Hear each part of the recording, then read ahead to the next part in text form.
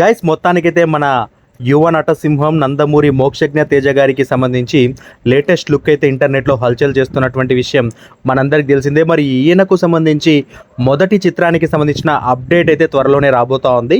So ఈ year ఆయన debut చిత్రం అయితే ప్రారంభం అవ్వడం మాత్రం 100% షూర్ అని అయితే చెప్పుకోవచ్చు. అండ్ మోక్షజ్ఞ గారి లుక్ కూడా నెక్స్ట్ లెవెల్ ఉందని అయితే చెప్పుకోవచ్చు అనమాట. నందమూరి అభిమానుల్లో నూతన ఉత్సాహాన్ని అయితే నింపింది ఈ ఒక్క ఫోటో అని అయితే చెప్పుకోవచ్చు.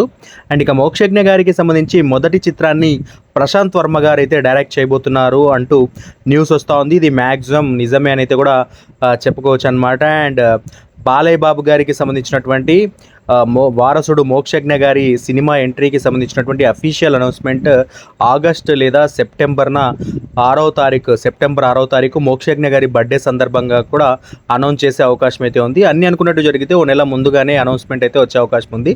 అక్టోబర్ నుంచి రెగ్యులర్ షూట్ కూడా జరిగే ఛాన్స్ ఉంది అంటూ కూడా వినికిడి. సో మొత్తానికైతే మా మోక్షు రెడీ ఇక.